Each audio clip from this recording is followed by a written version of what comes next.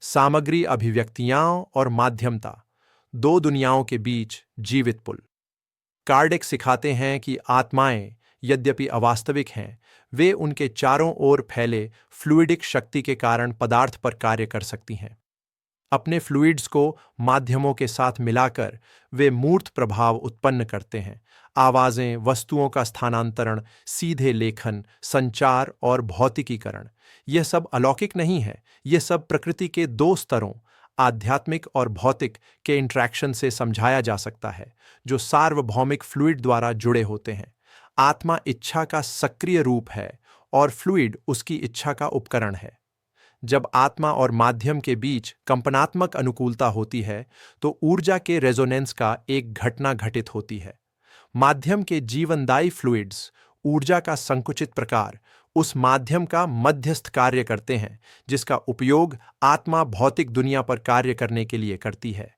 यह शक्ति सचेत रूप से या बिना चेतना के चैनलाइज की जा सकती है, माध्यम की संवेदनशीलता पर निर्भर करता है।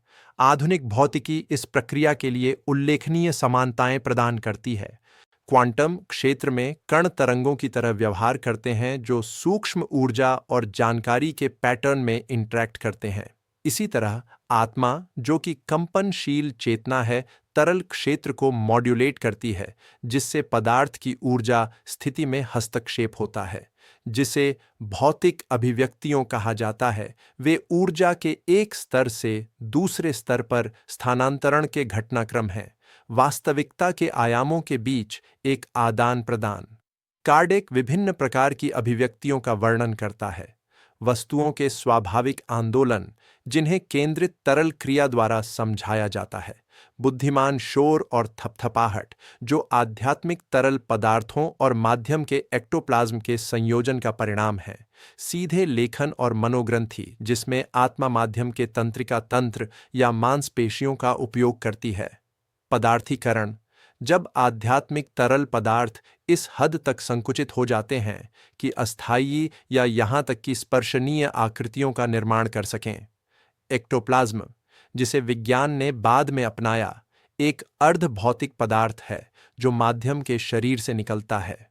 कार्डिक पहले ही इस तरल पदार्थ को मध्यवर्ती तत्व के रूप में वर्णित करता था, जो आत्मा को भौतिक प्रभाव उत्पन्न करने की अनुमति देता है।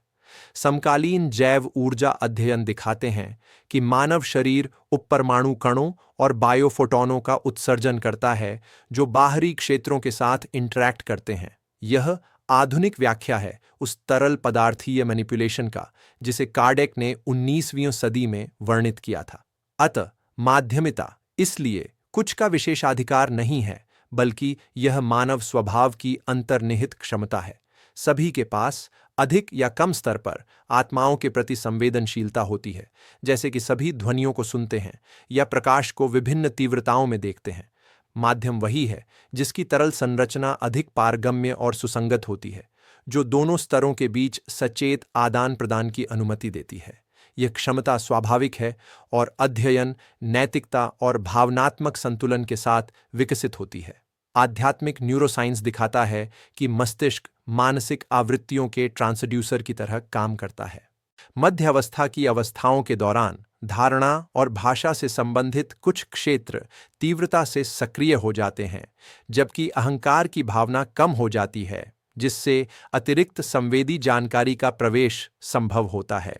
ये खोजें उस बात की पुष्टि करती हैं जो कार्डिक पहले ही कह चुके हैं कि माध्यमिता एक स्प्रिट्स के बीच कंपन की आवृत्ति का घटना है, जो शरीरधारी और निर्ग्रहित आत्माओं के बीच होता है। भौतिक अभिव्यक्तियां माध्यमिता के प्रारंभिक चरणों में अधिक सामान्य हैं, जब मानवता को अभी भी आध्यात्मिक जीवन के संवेदी प्रमाणों की आवश्यकता है। आचारिक प्रगति के साथ घटनाएं अधिक सूक्ष्म हो जाती हैं। मानसिक और अंतर्ज्ञान संचार भौतिक प्रदर्शन की जगह ले लेते हैं। माध्यमिता का उद्देश्य चमत्कार नहीं है, बल्कि आत्मा का सुधार और सद्भाव का प्रचार है। सच्चा माध्यम वही है जो अपने उपहार को प्रेम, शिक्षा और दया की सेवा में लगाता है। आधुनिक चेतना मनोविज्ञान मानता है कि मानवीय मन ऐसी अवस्थाओं तक पहुंचने में सक्षम है जिनमें जानकारी और छवियां गैर स्थानीय स्रोतों से उभरती हैं। ये अवस्थाएं, जिन्हें प्रयोगशाला में अध्ययन किया जाता है, कार्डिक द्वारा वर्णित माध्यमिक प्रक्रियाओं के समान हैं।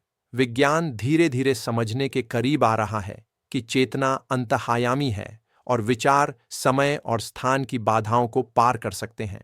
ऐसे में स्पिरिटिज्म यह प्रकट करता है कि माध्यमिक घटनाएं विश्वव्यापी अंतःसंबंध का जीवंत प्रमाण हैं। कॉस्मिक फ्लूइड वह माध्यम है जो सभी प्राणियों को जोड़ता है।